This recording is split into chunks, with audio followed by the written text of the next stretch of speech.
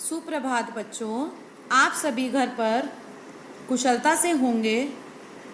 बच्चों, जैसा कि आप सभी जानते हैं कि जब तक स्थिति सामान्य नहीं हो जाती, कोविड-19 का खतरा खत्म नहीं हो जाता, तब तक आप सभी को घर पर रहकर ही पढ़ना है।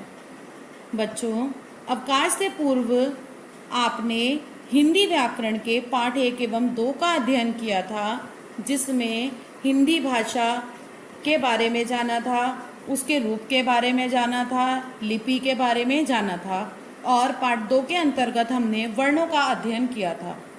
स्वर किसे कहते हैं, व्यंजन किसे कहते हैं, ह्रस्व स्वर क्या होते हैं, दीर्घ स्वर क्या होते हैं, अनुस्वार, अनुनासिक आदि। बच्चों, आज हम हिंदी व्याकरण के पाठ 3 संधि का अध्ययन करेंगे। बच्चों, इस पाठ के अंतर्गत हम जानेंगे कि दो शब्दों को आपस में किस प्रकार मिलाया जाता है। बच्चों, जब दो वर्ण आसपास आ जाते हैं तब उनके मेल से जो परिवर्तन होता है उसे संधि कहते हैं।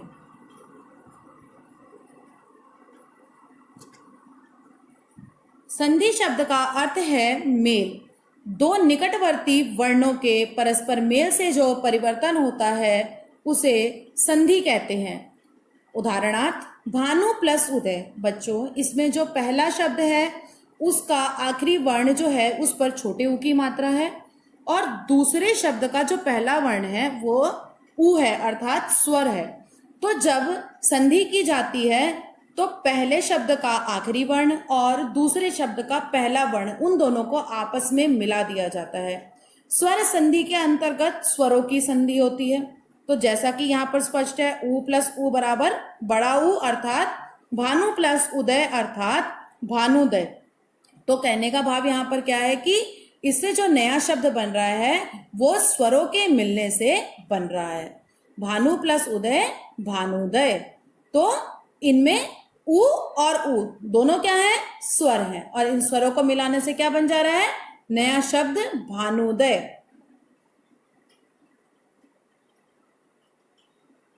अब संधि के प्रकार। संधि 3 प्रकार की है, स्वर संधि, व्यंजन संधि और विसर्ग संधि। जिसमें स्वरों का अध्ययन किया जाएगा वह स्वर संधि जो आपके सिलेबस में है। व्यंजन संधि और विसर्ग संधि जो दोनों आपके सिलेबस में नहीं है। व्यंजन संधि के अंतर्गत हम व्यंजनों की संधि करते हैं और विसर्ग संधि के अंतर्गत विसर्ग की संधि होती है। संधि अर्थात वर्णों को मिलाना। स्वर संधि, दो स्वरों के मेल से होने वाले परिवर्तन को स्वर संधि कहते हैं। जैसे विद्या प्लस आलय विद्यालय।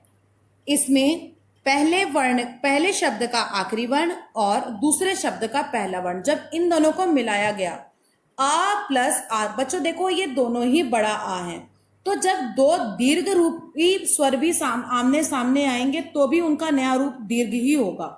विद्या प्लस आलय। विद्या अर्थात ज्ञान, आलय माने घर। तो जो ज्ञान का घर है, जो विद्या का घर है, वो क्या है, विद्यालय। तो इन दोनों शब्दों को मिलाकर जो नया शब्द बना वह क्या बना, विद्यालय। और इस प्रकार इन दोनों की संधि हुई। स्वर संधि के प्रकार। बच्चों, स्वर संधि 5 प्रकार की है। दीर्घ संधि, गुण संधि, वृद्धि संधि, यण संधि और अयादि संधि। कक्षा 7 में हम दीर्घ और गुण संधि का ही अध्ययन करेंगे। बाकी की जो 3 संधि हैं उसका अध्ययन आप कक्षा 8 में करेंगे। तो दीर्घ संधि, ह्रस्व या दीर्घ अर्थात बड़ा रूप। छोटा आ, छोटी ई उ, आ ई उ के बाद यदि ह्रस्व स्वर आ ई उ हो तो दोनों मिलकर दीर्घ आ ई उ हो जाते हैं। कहने का भाव यहाँ पर क्या है बच्चों, जब ये दोनों समान स्वर आ के सामने आ, ई के सामने ई और ऊ के सामने ऊ आते हैं तो मिलकर इनका दीर्घ रूप हो जाता है। जैसे हमने पढ़ा था विद्या प्लस आलय।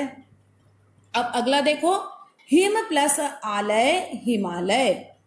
अ प्लस आ बड़ा आ प्लस आ बड़ा आ, विद्या प्लस अर्थी विद्यार्थी। रवि प्लस इंद्र, छोटी ई प्लस छोटी ई बराबर बड़ी ई। मुनि प्लस ईश, छोटी ई प्लस बड़ी ई बराबर बड़ी ई, मही प्लस इंद्र, बड़ी ई प्लस छोटी ई बराबर बड़ी ई अर्थात महेंद्र। तो इन सब में ही क्या हो रहा है, संधि का रूप परिवर्तित हो रहा है, लघु रूप दीर्घ रूप में आ जा रहा है। इस पाठ के अंतर्गत आप संधि की परिभाषा, संधि के प्रकार, स्वर संधि के प्रकार एवं दीर्घ संधि उदाहरण सहित आदि का अभ्यास हिंदी व्याकरण की अभ्यास पुस्तिका में करेंगे। अगली वीडियो में हम गुण संधि का अध्ययन करेंगे। धन्यवाद। आपको जो कुछ भी समझ में ना आए उसके लिए आप मेरी पर्सनल विंडो पर मुझे 5 बजे से पहले अपने प्रश्न भेज सकते हैं। धन्यवाद।